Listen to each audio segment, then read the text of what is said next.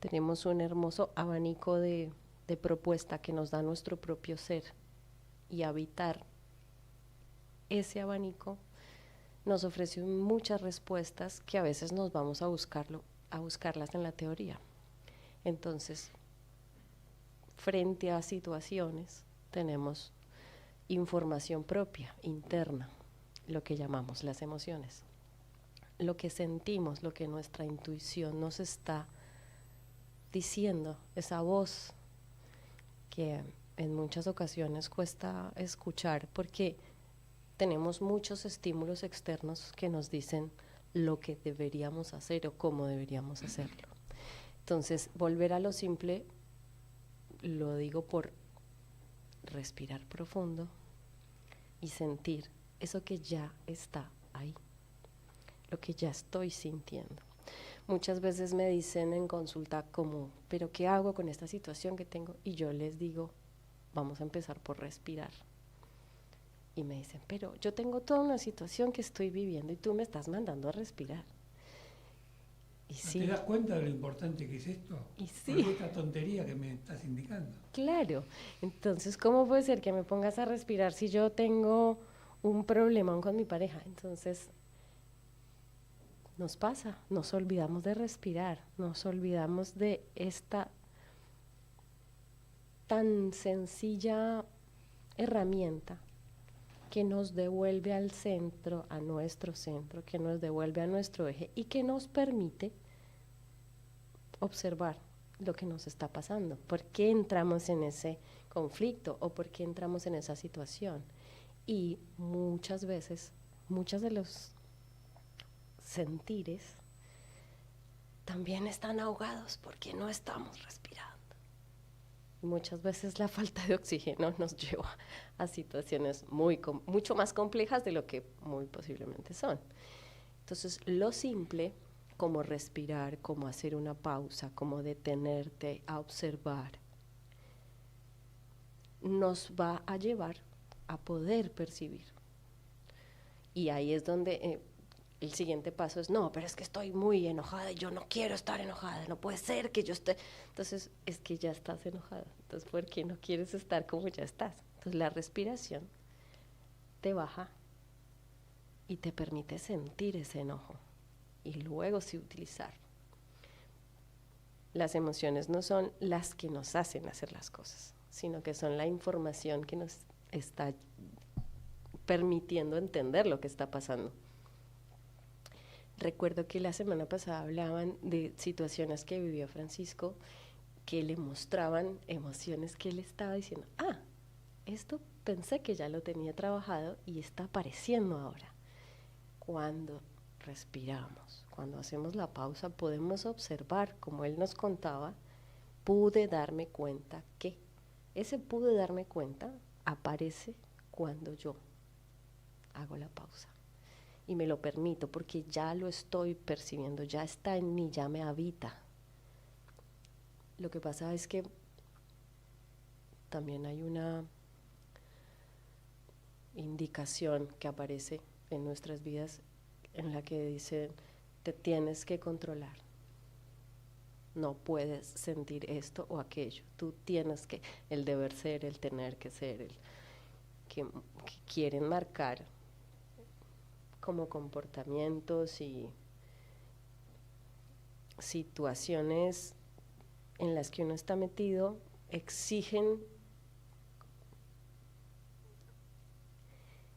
sin que coincida con lo que la intuición te está mostrando. Entonces, volver a lo simple que es, poder conectar con qué es lo que realmente estoy sintiendo y poder ser consecuente entre quién soy en mi mundo interno y lo que me está proponiendo la situación. Cuando logramos reconectar, muchas veces las situaciones cambian mucho y en muchas ocasiones nos vemos también en maremotos, pero no tiene una implicación. Algunas veces esto hace sentir miedo, pero no tiene una implicación negativa. Lo que sí pasa es que muchas veces cambia completamente el panorama y es un abismo frente al que nos encontramos cuando decimos no quiero responder tener que ser o al deber ser, quiero corresponder al quien estoy siendo. Entonces necesito respirar. Necesito respirar mi propio sentir para poder empezar a reaccionar y responder, ya no desde el yo tengo que ser así, sino desde lo que yo realmente soy. Viste que los yogis decían que con la respiración uno toma el prana, que va más allá del oxígeno en el sentido convencional, ¿no? Es decir, hay algo como misterioso y quizás divino que al penetrar en uno le permite tener la visión de la vida amplificada, más creativa. Y la respiración, seguramente, aunque todavía no lo hayamos podido demostrar científicamente, cuando se hace correctamente, también con seguridad debe basarse en cuanto a sus resultados en algo de eso. Cuando vos hablas de ese conflicto que tenemos entre lo que ideamos y lo que hacemos, me acordaba de una reflexión que hacía Aldous Huxley en la introducción de La libertad primera y última de Krishnamurti, que él decía: el ser humano es el único ser que vive en dos mundos paralelos, el mundo de las ideas y el mundo de la realidad. Y nosotros, claro, tenemos que convivir permanentemente con esos dos mundos, a diferencia del resto de los seres vivientes, y lo más llamativo es que le damos más importancia al mundo de las ideas que al otro, porque estas ideas que están vinculadas a lo que vos decís, debo ser esto, debo ser aquello, debo no ser esto, es todo el mundo construido en una entelequia, porque la realidad es otra cosa. Entonces, poder, por lo menos comprender que vivimos en esos dos mundos, es un avance muy, muy importante, ¿no te parece? Sí, y es mágico como la respiración te permite verlo. Te trae de vuelta, porque cuando estás muy en el imaginario, en la fantasía, casi siempre estás en un estado de respiración como en ese automático, que es lo mínimo necesario para que el cuerpo le circule el oxígeno, y cuando te detienes y respiras, vuelves. Sales de esa imaginación y empiezas a ver esa realidad. Y lo puedes conectar y es muy, muy, muy posible, es perfectamente posible. Es importante para mí hablar mucho de esto porque siento que es cuando las personas podemos manejar un lenguaje similar. Porque si yo te digo, tienes que desarrollar la teoría de un nombre en otro idioma, y si yo te digo, tienes que... En cambio, yo te estoy invitando a respirar, a que respiremos juntos un rato, que te sientes a observar lo que tienes enfrente mientras tu respiración se regula. Se regula tu cuerpo, se regula tu vibración, se regula tu emoción. Pareciera como que, pero respiramos todos, pero en realidad es mucho más allá lo que va. El ejercicio mismo de detenerse a bajar el ritmo, de detenerse a ser. En alguna terapia que hice, nos tomábamos unos momentos que se llamaban los tiempos de ser. O sea, había que experimentar durante una cantidad X de tiempo ser. Y uno descubre que hay una joyita ahí escondida que muchos no la conocen, porque no se ocupan de descubrirla, y esa joyita es la que te va dando claves para vivir de otro modo, ¿no? Es decir, lo que vos contás, muchos de nosotros lo hemos vivido de otra manera, con otras técnicas, si se quiere, pero siempre confluye en descubrir aquello que está oculto, aquello que está, pero que muchas veces no vemos. La otra vez en el programa destacábamos la contradicción que existe entre el pensamiento de los grandes filósofos y la vida personal. Y esta contradicción, esa distancia, ese abismo en muchos casos, solo se explica a partir de esto que estamos hablando, porque si uno pudiese ejecutar todo lo que idealiza, todo lo que concibe en 4 tomos de filosofía, su vida sería un espectáculo. Sí, claro. Pero no lo es. Entonces, ¿qué pasa? ¿Qué falla acá? Y parece que esa respuesta no es tan fácil de encontrar, ¿eh? No. Pienso que tiene que ver con ese imaginario que pone directamente todas estas teorías en una instancia ajena. Y pienso que tiene que ver con la herramienta como tal que te lleva al autoconocimiento. Herramientas porque lo nombraron también en el programa pasado, hay un montón de frases que salen hoy en día y hay un montón de personas diciendo, tienes que ser tú, tienes que ser tu verdad. Las recetas. Las recetas que además puestas de un color lindo y dichas por alguien que se ve en una fotografía súper exitoso, suena como distante, como lejano. Cuando te acercas a herramientas, muchas empiezan por respirar, porque yo no puedo conectar con qué estoy sintiendo, quién soy, si no estoy aquí conmigo. Pero que además, en última instancia, eso tampoco no entra en la categoría de la receta, sino de generar un estadio para que emerja algo. Por eso yo lo llamo herramienta y no receta. A eso me refiero con una herramienta, porque también te dicen tienes que meditar, tienes que meditar, tienes que meditar. Meditaciones, hay tantas y de tantos colores que... Claro, pero para meditar tenés que saber lo esencial, que es con qué te vas a encontrar, o con qué querés encontrarte, o qué es lo que vas a encontrar en una acción de meditación. Quizás sea motivo de otro programa hablar de la meditación, ¿no? Porque es muy complejo. Pero en realidad, cuando vos le decís a alguien, tenés que meditar, estás empezando por el final. Primero tenés que acercarte a tu espíritu para ver de qué manera te comunicás con tu espíritu. Y primero descubrir que tenés un espíritu, y la mayoría no lo descubre. Es que recordar qué estás haciendo, recordar qué eres, que en la velocidad en la que a veces entramos a vivir y con la complejidad que muchas veces tienen las vidas, porque muchos tenemos vidas complejas en situación, en familia, en la... Bueno, la mayoría tenemos vidas complejas, ¿no? Sí, claro. Entonces muchas veces también lo que pasó fue que vamos a esas grandes velocidades y no estamos siendo. Entonces cuando respiramos y estamos, ok, tengo un cuerpo, estoy habitando un espacio, habito mi mente, puedo ver la realidad, puedo acercarme a la realidad. Y como dices tú, luego de una autopercepción y de un montón de cosas puedo pensar en meditar. Claro, vos fíjate que sí. No, agregar algo nomás. Se puede observar también que hay un componente que parecería ser, que parecería estar presente en los casos donde se observa a personas hacer este tipo de caminos, cierta sed superadora que te ayuda o que te fuerza a no quedarte dentro de la estructura psicológica, la estructura de pensamiento convencional, la que fuiste creando producto de lo que te rodea y lo que uno mismo creó. Se requiere cierta fuerza para vencer esa inercia, que es una fuerza que la palabra quizás no es fuerza, es más que nada como una especie de saturación, una energía.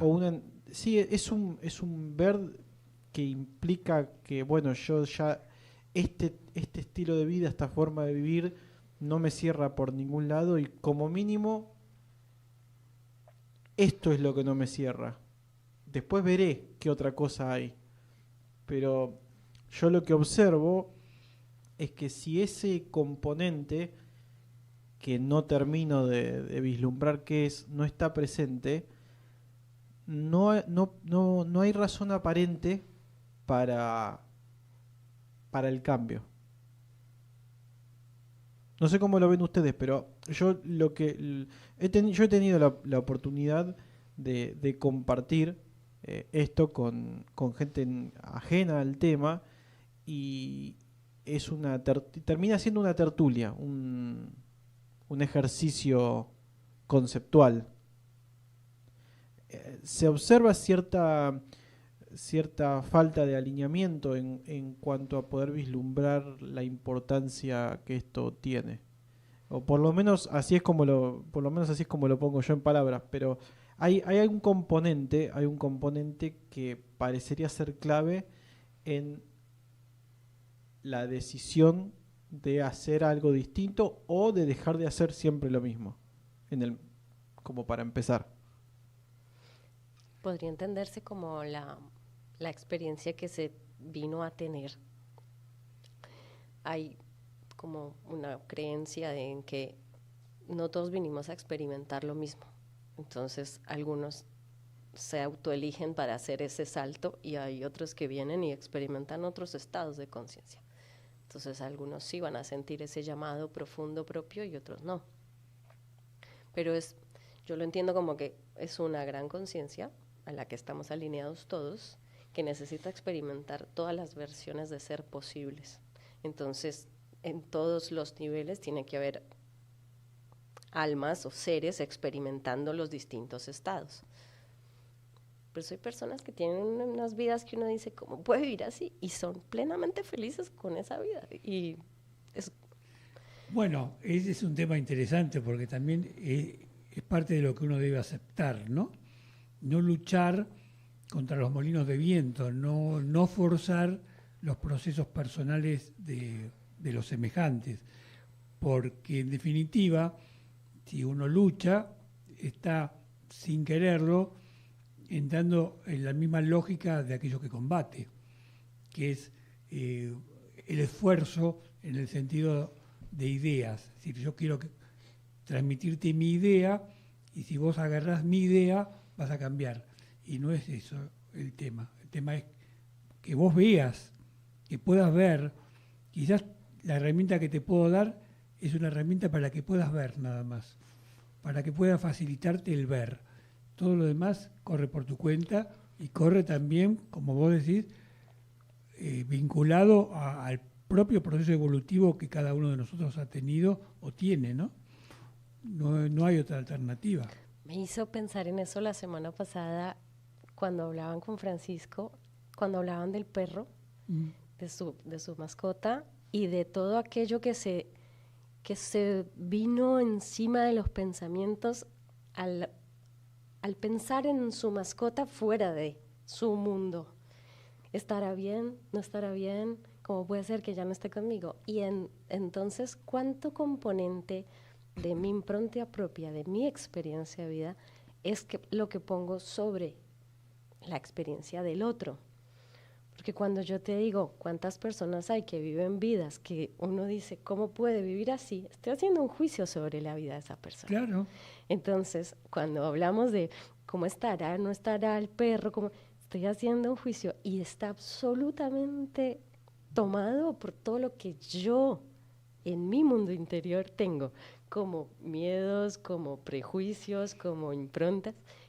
Sí, pero el ejemplo del perro es muy paradigmático porque es hasta grotesco creer que el perro puede pensar como vos. Y eso cuando lo hacemos con otra persona nos pasa más desapercibido, porque imaginamos que el otro puede estar pasando aquello que vos imaginás. Cuando lo pones al perro o al gato, resulta grotesco porque enseguida salta a la vista de que ni el perro ni el gato piensan como vos. Pero no es tan fácil entenderlo cuando analizás al semejante y querés transferirle al otro arbitrariamente lo que vos pensás y meterte adentro del cerebro del otro y hacer una especie de extracción, ¿no? Bueno, vamos a tomarnos un descansito, vamos a escuchar a Krishnamurti, gracias a que Leonora nos grabó una parte de un texto muy interesante sobre el pensamiento, que como dijimos la otra vez, está directamente relacionado con todo esto, y luego retomamos el diálogo. Libérese del pasado. Tratemos, pues, de comprender toda esta compleja estructura de lo que es el pensar, qué es la memoria, cómo se origina el pensamiento y cómo condiciona todas nuestras acciones. Al comprender todo esto, tal vez lleguemos a encontrarnos con algo que el pensamiento nunca ha descubierto y a lo cual no puede abrirle la puerta. ¿Por qué ha llegado a ser el pensamiento tan importante en nuestras vidas? El pensamiento, que es solo ideas, que es la respuesta a los recuerdos acumulados en las células del cerebro. Tal vez muchos de ustedes ni siquiera se han formulado tal pregunta, o si lo han hecho, puede que hayan dicho, es de muy poca importancia, lo importante es la emoción, pero yo no veo cómo pueden separarse los dos. Si el pensamiento no da continuidad al sentimiento, éste muere con gran rapidez. Entonces, ¿por qué nuestras vidas diarias, nuestras vidas rutinarias, aburridas y atemorizadas, ha asumido el pensamiento importancia tan desmedida? Pregúnteselo a usted mismo, como yo me lo estoy preguntando. ¿Por qué es uno esclavo del pensamiento, del sagaz e ingenioso pensamiento, que puede organizar, poner en marcha muchas cosas, que ha inventado tanto, engendrado tantas guerras, creado tanto temor, tanta ansiedad, que está siempre fabricando imágenes y persiguiendo su propio rabo? El pensamiento que ha disfrutado el placer del ayer, dándole continuidad en el presente y también en el futuro. El pensamiento que siempre está activo, charlando, moviéndose, construyendo, añadiendo, quitando, suponiendo. Es en realidad muy importante observar la operación de nuestro propio pensar, simplemente observar cómo se piensa, de dónde nace esa reacción a la que llamamos pensar. Es evidente que viene de la memoria. ¿Hay en efecto un origen del pensamiento? Si lo hay, podemos descubrir ese origen, es decir, el de la memoria, porque si no tuviéramos memoria, no tendríamos pensamiento. Hemos visto cómo el pensamiento alimenta y da continuidad a un placer que tuvimos ayer, y como lo contrario del placer, que es dolor y temor, también se nutre del pensamiento, de modo que el experimentador, que es el pensador, es el placer y el dolor, y asimismo la entidad que nutre al placer y al dolor. El pensador separa el placer del dolor, no ve que con la misma búsqueda del placer está atrayendo al dolor y al temor. En las relaciones humanas, el pensamiento está siempre exigiendo placer, que encubre con diferentes palabras, tales como lealtad, ayuda, donación, sostenimiento, servicio. El pensamiento es tan astuto, tan ingenioso, que distorsiona todo para su propia conveniencia. La urgencia de placer lo lleva a su propia esclavitud. El pensamiento engendra dualidad en todas nuestras relaciones. En nosotros está la violencia que nos da placer, pero hay también deseo de paz, de ser amable y gentil. Esto es lo que sucede siempre en nuestras vidas. El pensamiento no solo engendra esta cualidad en nosotros, esta contradicción, sino que también acumula los innumerables recuerdos placenteros y dolorosos que hemos tenido, y nace de nuevo en virtud de estos recuerdos. Así pues, el pensamiento es el pasado, es siempre viejo, como ya lo he dicho antes. Aquellos que piensan mucho son muy materialistas, porque el pensamiento es materia. Es materia tanto como el piso, la pared, el teléfono. La energía que funciona dentro de un patrón se vuelve materia. Hay energía y hay materia. Eso es lo que constituye toda vida. Podemos pensar que el pensamiento no es materia, pero sí lo es. Como idea es materia, Donde hay energía, ésta se vuelve materia. La materia y la energía están relacionadas entre sí. La una no puede existir sin la otra, y mientras más armonía hay entre las dos, más equilibrio y más actividad hay en las células del cerebro. El pensamiento ha establecido este patrón de placer, dolor, temor, y dentro de él ha estado actuando durante miles de años. No puede romper el patrón porque él lo ha creado. El pensamiento no puede ver un hecho nuevo, puede comprenderlo más tarde, verbalmente, pero la comprensión de un hecho nuevo no es realidad para él. Jamás puede resolver el pensamiento un problema psicológico. Por listo, astuto, erudito que sea, no importa la estructura que haya creado por medio de la ciencia o por un cerebro electrónico, o a través de la compulsión o de la necesidad, el pensamiento nunca es nuevo y por lo tanto jamás podrá dar respuesta a una pregunta que sea realmente importante. Bueno, muchas gracias. Esta es la primera parte del texto, que es bastante extenso, y nos introduce en una cuestión que sin duda alguna, desde mi perspectiva, no sé cómo lo ve Pablo también como Krishnamurti, está directamente relacionado con esto, ¿no? Es como que el pensamiento es una especial característica de la especie humana, es una cualidad nuestra y como tal tenemos que cargar con este San Benito para bien o para mal, ¿no? Y observarlo y comprender cómo funciona es un instrumento muy, muy valioso para el conocimiento propio, ¿no? Y para no vivir en el conflicto de la incompatibilidad entre la realidad psicológica virtual que creamos y la vida en sí. Porque lo que ocurre, la dicotomía, es que se da es que a pesar de nuestra capacidad para crear imágenes, estamos sometidos a vivir en la realidad, seguimos sometidos a vivir en la realidad, no tenemos opción. Es la limitación natural propia del pensamiento que genera una versión de la realidad acotada que es como mínimo incompatible con lo que se vive. Claro, viste que yo dije hace unos minutos que, recordando a Aldous Huxley, que el hombre era un ser anfibio.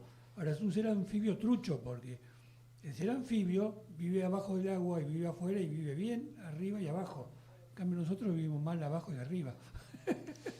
Es que somos un anfibio medio híbrido, ¿no? como dice el texto, lo que está haciendo el pensamiento es recordar todo el tiempo. Entonces nos hace pasarla mal. Entonces cuando estamos en la realidad fluimos y cuando nos vamos al pensamiento y habitamos solo ahí, lo que hacemos es pasarla mal, porque lo que está haciendo es recordar, no está haciendo creación, solo Claro. está como un disco que vuelve. Girando siempre la misma noria permanentemente. De hecho, fíjate que lo que estábamos hablando en la primera parte con respecto al ser y al bajar el ritmo, el gran conflicto que surge muchas veces es la catarata de pensamientos que está haciendo un permanente juicio sobre esa acción. Claro. Si no fuera por eso, no habría un, pero ¿por qué me estás mandando a pensar si yo lo que tengo es un problema? En realidad es el pensamiento, es la catarata. Así es. Bueno, creo que tenemos a Gustavo en la línea. ¿Es así? ¿Estás ahí, Gustavo?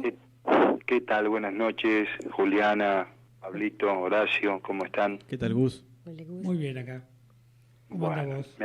Me alegro mucho, me alegro mucho. Bueno, un texto o un audio para primero escucharlo 5 o 6 veces seguidas, para después ir extrayendo algo, ¿no? Porque son ya desde una época de Krishnamurti que él, si se quiere, ya comunicaba desde una síntesis las cosas, ¿no? Por eso yo recomendaría a los oyentes que recién se suman al programa o que recién se suman a esta línea de observación, de investigación de la vida, que intenten quizás tomar referencia de ese primer Krishnamurti de los años 30, los años 40, donde iba avanzando mucho más lentamente, ¿no? Ahora, indiscutidamente, la enseñanza siempre fue igual porque revisando estas charlas de Sanen del 62, desde algún lugar no difieren en cuanto a sentido con esto que leyó Leonora del año 76, ¿no? Y todo arranca por esa observación, por esa escucha vacía de comparación, vacía de una intención de reaccionar, digamos, desde el lugar de yo puedo explicar esta cosa, yo puedo ayudarte con tu problema. Es escuchar un poquito, ¿no? Para dejar que esa información penetre. Escucharse, además, escucharse, que bueno, es lo que nos falta. Cuando vos decís escucharse, ese C que termina también es la periferia del espacio, ¿no?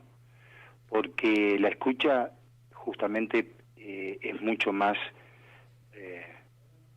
viene de profundidades, si se quiere, ¿no? O de sutilidades, como cada quien la quiera llamar, mucho más consistentes. Por ejemplo, en esto que decía Juliana en la primera media hora de respirar. Cuando una persona viene con toda su problemática, Juliana decía, la respiración lo saca de ese lugar. El tema está que antes que respire, tiene que darse cuenta que tiene que respirar.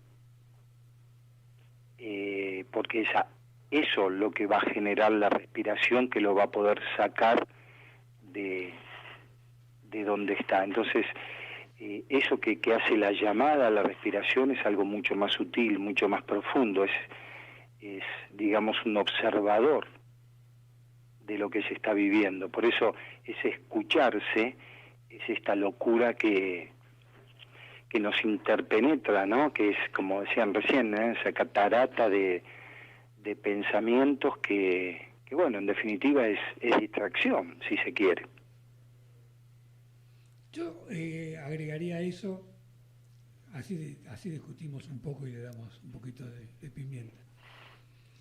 Creo que, por ejemplo, el tema de la respiración que trajiste a colación, de algún modo es como el huevo y la gallina, ¿no? Porque primero uno tiene que ver o comprender que tiene que respirar para respirar, pero si uno no comprende es porque quizás no respira, y si respira por ahí comprende.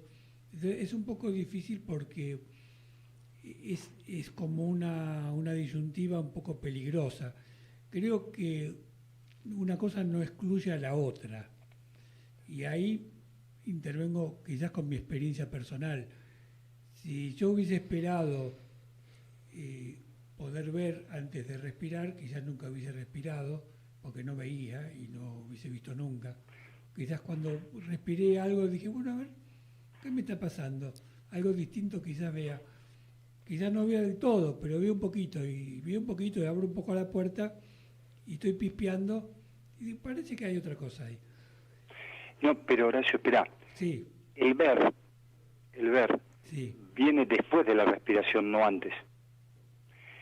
Para vos poder respirar necesitas lo que dije. esa información que te diga respirar. Cuando comenzás a respirar, entrás, como dijo Juliana, en una presencia, por así decirlo, que permite ahí sí ver lo que te envuelve. Entonces, si bien son todos procesos que que llevan fracciones de segundo. No.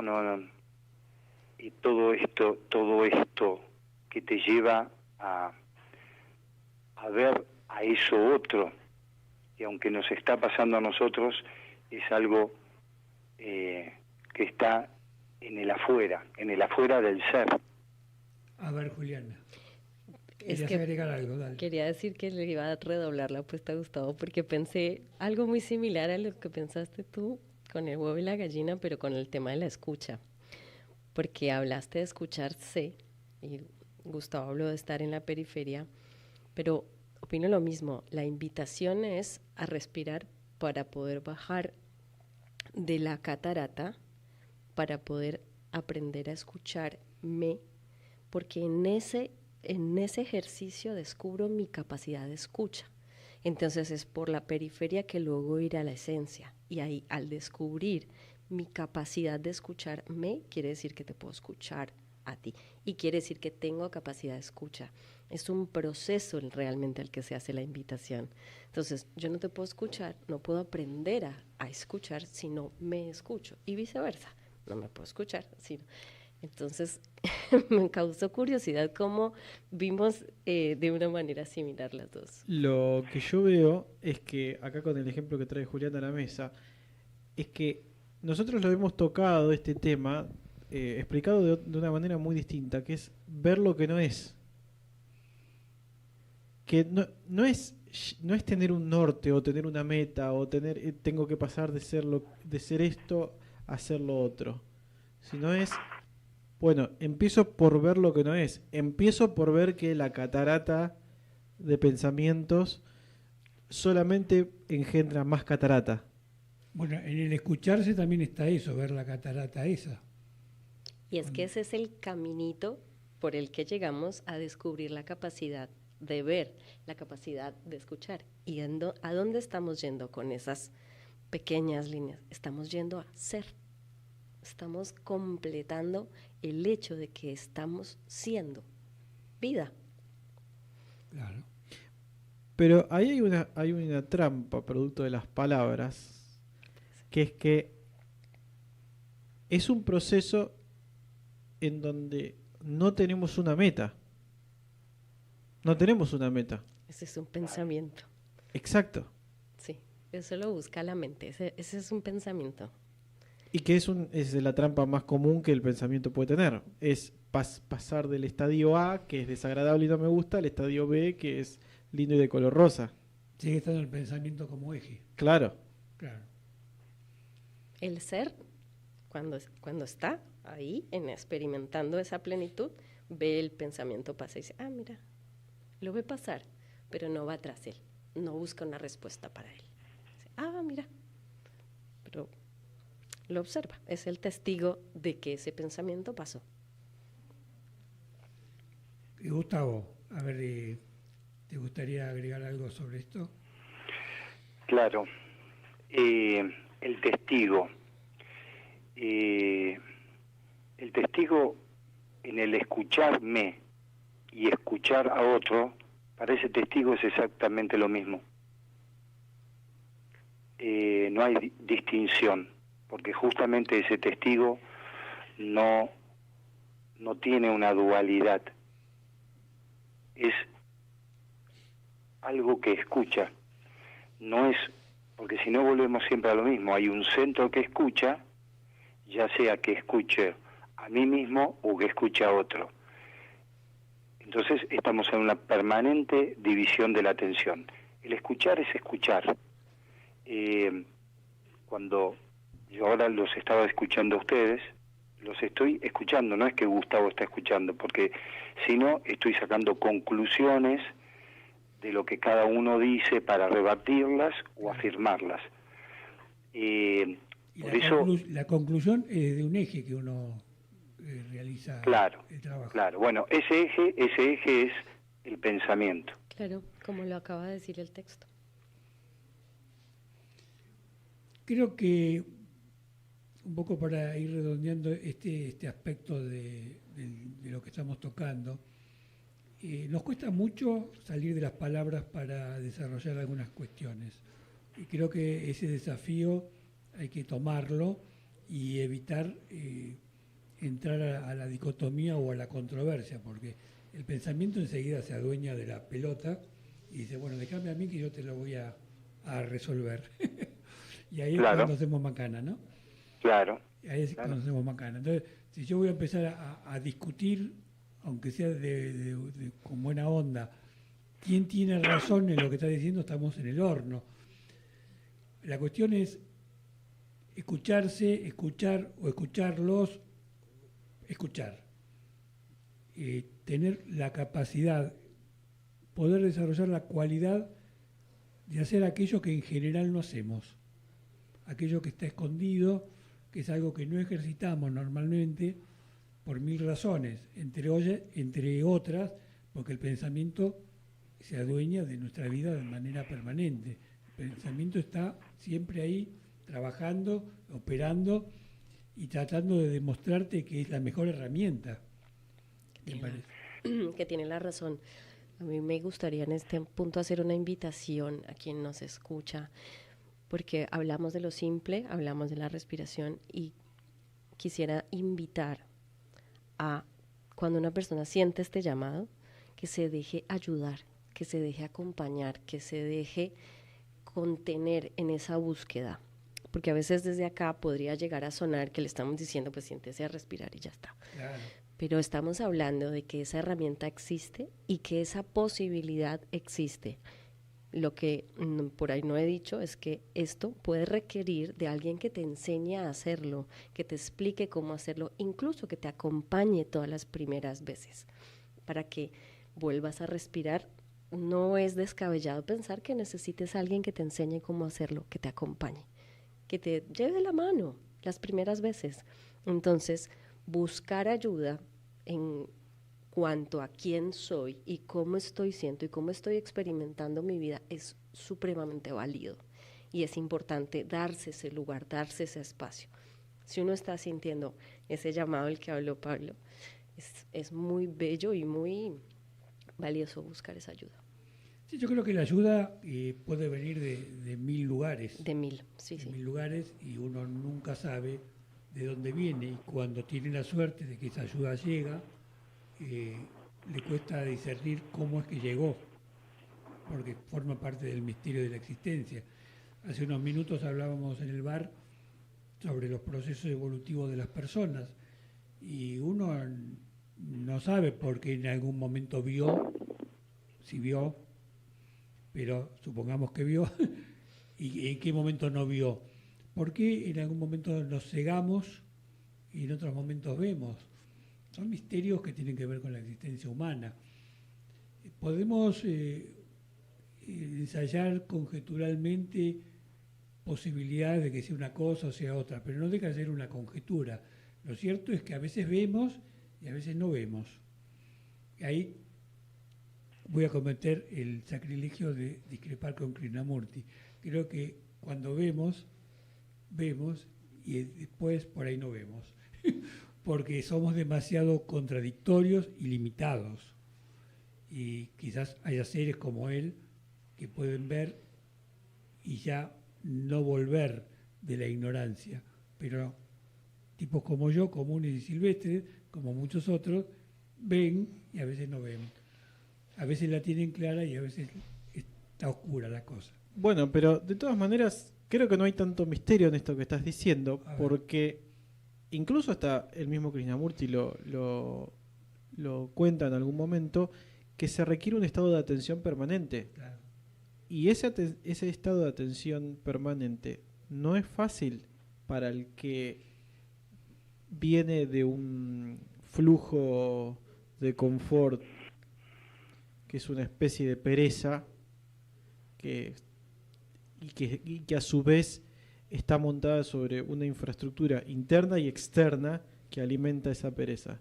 Entonces se requiere de una disciplina que no es menor para estar en ese estado de atención 24/7. Mira, Pablo, recuerdo una charla con Bohm, que Bohm planteó lo que vos decías del estado de confort. Eso lo pueden encontrar en Más allá del tiempo, que Krishnamurti dijo, no, ni se moleste con esa persona porque no lo va a escuchar, porque está bien. Es como decía, creo en la primera media hora Juliana, está bien, no vas a cambiar eso que está bien, por más que, porque es el proceso de conciencia de esa persona. Yo pienso que el asunto pasa, como vos también lo dijiste en la primera media hora, cuando aparece esa sed de que muchas veces no tiene que ser porque a uno no le va bien la vida. Muchas veces a uno le puede ir muy bien la vida y uno de repente aparece eso que dice, bueno, mira, señala un vacío, señala algo que me está pasando que no sé bien qué es, pero necesito completarlo. Y ahí comienza un movimiento diferente, un movimiento de, si se quiere, de búsqueda. Generalmente lo hacemos hacia afuera, y en realidad, porque lógico, estamos condicionados, ¿no?, desde pequeños a esa búsqueda de respuestas afuera. Pero en algún momento uno puede revertir el movimiento y darse cuenta que esa es una búsqueda interior, y que da gracias a ese vacío que en algún momento se presentó, que fue una alerta, una llamada para, bueno, cambiar el rumbo, ¿no? En algún momento me explicaron, cuando me lo explicaron no lo comprendí tanto, pero lo experimenté y ahí lo entendí. Y es que existe una realidad en nuestro ser, y es que se potencia a sí mismo cada vez que hace un descubrimiento profundo, personal. Lo que genera es como si fuera una rueda que cuando hace ese tipo de giro tiene más potencia. Y es cada vez que descubres una fortaleza, una plenitud en ti, eso potencia a la búsqueda de la siguiente. Entonces, yo ahí ya no encuentro tanto, un poquito eso que tú hablas de pereza, porque experimenté lo contrario. Y es que entre mayor ha sido la expansión, ha habido más avidez de y ahora que muchas veces uno se encuentra con situaciones profundamente complejas para resolver, internas, propias, y a veces externas, pero no quita la potencia que uno ya trae de haber aceptado y de haber percibido cuánto de uno hay para explorar. Es algo que lo digo por experiencia propia. Sí, lo que vos estaba pensando, lo que vos decías, si en algún momento eso genera un estado de permanente ver, o existe también la alternativa de que haya, en términos convencionales, porque no encuentro otro mejor, la posibilidad de un retroceso. Es decir, luego de que viste, luego de que tuviste la oportunidad de potenciarte a través de ese descubrimiento, también podés retroceder. Y le ocurre a muchas personas. Lamentablemente, digo lamentablemente porque lo ideal sería que no ocurriese, ¿no? Lo ideal sería que uno, cuando pasa a ese estadio, ya la tiene clara, pero la vida a veces es más compleja, ¿no? Lo que y a veces es un poco más madura. Yo, en mi manera de entenderlo, no lo entiendo como un retroceso. Bueno, por eso dije que es un término que no tenía otro a disposición, pero... Y vuelvo a traer a Francisco, porque la semana pasada con la pérdida, él dijo, esto que yo creí que lo tenía resuelto, claro, me doy cuenta que no. Ahí está. Entonces, yo no lo entiendo como un retroceso, lo entiendo como una capa más profunda de trascendencia y de sanación y de transmutación de quién estoy siendo. O sea, creí que lo había resuelto porque en una capa superior, algo más leve, lo resolví. El error fue que creíste que estaba resuelto, ahí estaba el error. Pero no es que esté, o sea, en ese nivel hasta donde llegué, lo resolví. Ahora aparece algo que me habita en una profundidad mayor. Entonces no es que yo me devuelvo, es que estoy experimentando más profundo quién soy. Es lo que yo percibo. Por eso yo no lo entiendo como retroceso, lo entiendo como profundización. Y siempre hay más capas. Y muchas veces uno dice, esto, espérate que sigamos revisando. Hay una carpeta más abajo y más abajo. Y creo que es y medio infinito. No le veo mucho fondo. Y es infinito porque en realidad esto que hacemos como preguntas no deja de ser algo conceptual. En definitiva, las preguntas tienen millones de respuestas. Y cuando vos tenés todas las respuestas, pueden surgir nuevas preguntas y por lo tanto ya va a haber miles de interrogantes nuevos, porque la vida es eso, es un misterio permanente. Lo que ocurre es que justamente el pensamiento es el que dice, bueno, acá hay que parar, tiene que haber por lo menos 10 mandamientos para poder vivir, porque si no es un despelote, no está bien.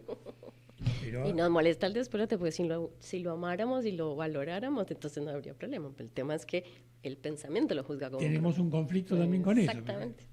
No nos quedamos... Claro, porque la vida es permanente cambio, pero además, yendo a lo que decía recién Juliana, yo lo vivo de la misma manera, en el sentido de que los acontecimientos van cambiando de forma, y las formas te invitan a explorar nuevas profundidades, nuevos niveles. Y explorar de otro modo. Y explorar de otro modo. Entonces, es muy posible, yendo a lo que decías vos recién, de que uno pueda vislumbrar algo en algún momento y que eso le alcance para los acontecimientos que le están atravesando en esa etapa.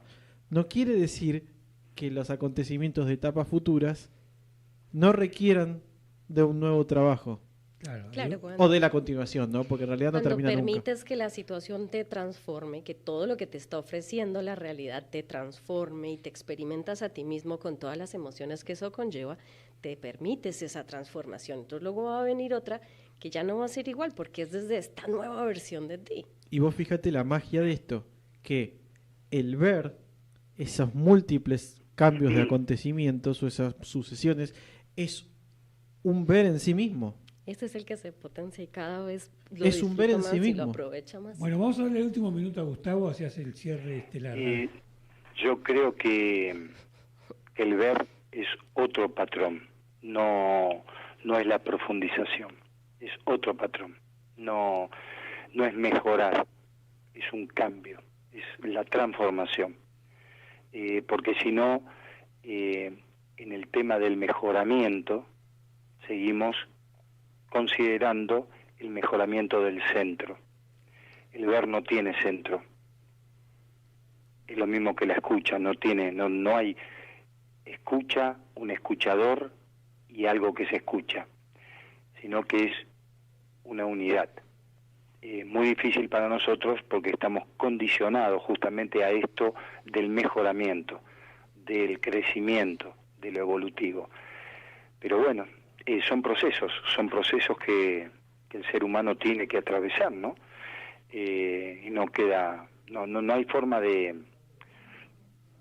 no hay una forma de escapar de esto, hasta que de repente el ver es algo tan absoluto que de repente no hay ese volver atrás, sino que de repente el ver limpia todo, pues ya no hay una comparación, ya no hay una medición, ya no hay una intención de llegar a ser otra cosa de lo que uno es. Porque ahí está el conflicto, ser algo de lo que no somos. Y eso es lo que generalmente hacemos, intentar ser mejores cuando ya somos completos. Perfecto. Gente, les dejo un abrazo, una hermosa semana a los tres. Igual, y al abrazo. operador también. Chao, Hasta luego. Buenas noches. Hasta luego. Chao. A la luz de Krishnamurti, mi único interés es hacer que los hombres sean absoluta e incondicionalmente libres.